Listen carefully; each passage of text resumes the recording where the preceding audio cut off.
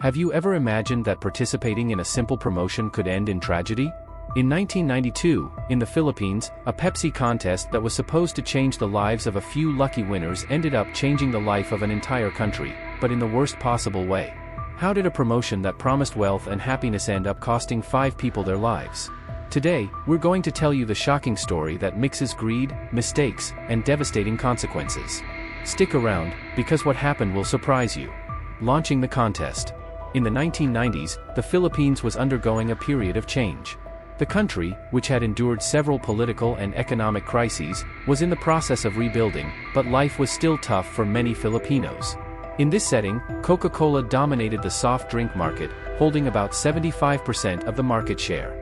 Pepsi, which had always been a strong competitor in Western markets, struggled to gain the trust of Filipino consumers. Desperate for a strategy that could boost its sales and close the gap with Coca-Cola, Pepsi decided to launch a massive marketing campaign. That's how the "Lucky Number 349" promotion was born. The premise was simple: buying a bottle of Pepsi could change an ordinary person's life. Under the bottle caps, numbers were printed. If you found the number 349, you would win 1 million pesos, a sum that could change the life of any middle-class Filipino family. The campaign was met with enthusiasm. The promise of instant wealth struck a chord in a country where economic disparity was huge, and most of the population lived on low wages. Pepsi quickly became the center of attention, and sales of its beverages skyrocketed. People weren't just buying Pepsi for the taste but for the hope of a better life, all packaged under a simple bottle cap. The fatal mistake. What no one could have predicted was that a seemingly small mistake in the production of the bottle caps would result in one of the biggest corporate disasters in history. During the manufacturing process, an excessive number of caps with the number 349 were printed. To be exact, 800,000 caps were produced with the winning code, far beyond the 18 that were supposed to be distributed. When Filipinos began finding the number 349 under their caps, euphoria swept the nation. Thousands of people believed they had won the million peso prize. The dream of escaping poverty suddenly seemed within reach.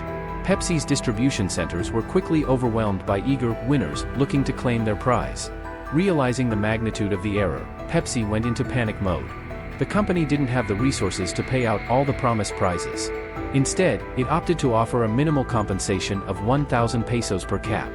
To most of the winners, this offer felt like a betrayal. Anger began to brew in the streets, and what was supposed to be a moment of celebration quickly turned into chaos. The public reaction. Filipinos' frustration grew as news of the error spread.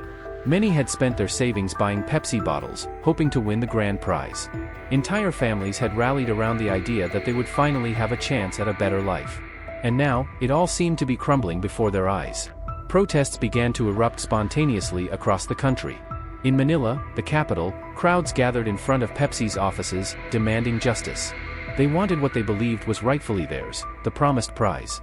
The situation was made worse by widespread distrust of institutions, a legacy of years of authoritarian rule and corruption that the country had endured.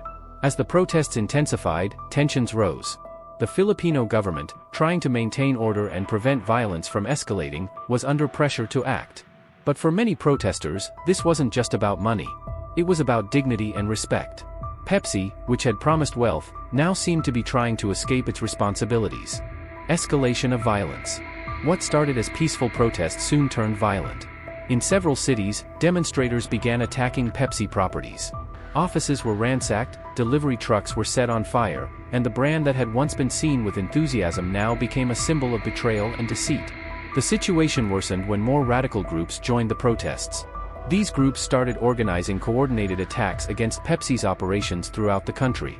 In one notorious incident, a homemade bomb was detonated near a Pepsi warehouse, causing significant damage and further intensifying the atmosphere of fear and disorder. Government security forces, fearing that the situation was spiraling out of control, began cracking down on the protests with more force. Clashes between protesters and police became common, with both sides suffering injuries. What was supposed to be a simple commercial promotion had turned into a national crisis. Amidst the chaos, 5 people lost their lives. The circumstances of these deaths varied. Some were direct victims of violence during the protests, others died in bomb explosions attributed to radical groups. These deaths not only amplified the tragedy but also left an indelible mark on the country's collective memory. The victims and the consequences. The families of the victims were devastated. They lost loved ones in a conflict that should never have happened. For them, there was no compensation that could repair the loss. The anger against Pepsi intensified even more as the stories of these victims began circulating in the media. The pressure on Pepsi increased. The company faced a wave of lawsuits, not only from the victims' families but also from consumers who felt deceived by the promotion. Pepsi's reputation, both in the Philippines and internationally, was in tatters. The brand that had once been synonymous with fun and youth was now associated with tragedy and corporate greed. For Pepsi, the financial and legal consequences were severe, but the impact on its image was even more devastating. Consumer trust was shattered, and the company had to fight to recover from the catastrophe. Even years later, the memory of "Lucky Number 349" continued to haunt Pepsi's operations in the Philippines. Repercussions and Responses. The incident's repercussions were global.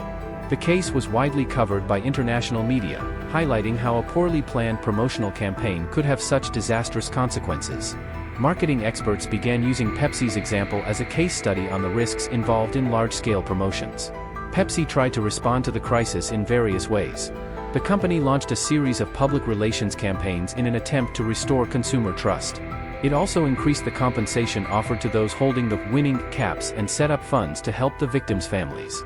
However, for many, these actions were seen as too little, too late. The company also revised its marketing practices, implementing stricter controls to ensure that such a mistake would never happen again. In other countries, similar campaigns were cancelled or restructured to avoid the risk of a repeat tragedy. Despite efforts to repair the damage, the Pepsi brand was never the same in the Philippines. The incident left a deep scar, and many consumers chose to abandon the brand in favor of competitors. The tragedy also served as a grim reminder to other corporations about the power they wield and the responsibilities that come with that power. Final reflection. The story of Pepsi's "Lucky Number 349" in the Philippines isn't just about a marketing mistake, it's about how corporate decisions can have far-reaching consequences beyond what anyone could imagine. What started as a harmless promotion turned into a tragedy that cost lives, destroyed families, and left a deep mark on a nation. This episode forces us to reflect on the responsibilities of big companies and the impact their actions can have on ordinary people's lives. It also raises important questions about ethics in marketing and how far corporations are willing to go to boost sales. For Filipinos, the incident is a painful reminder of empty promises and the dangers of unchecked consumerism. And for the world, the story serves as a warning about the limits of marketing and the price that can be paid when those limits are crossed. If you enjoyed this video, make sure to hit the like button and subscribe to the channel. See you next time.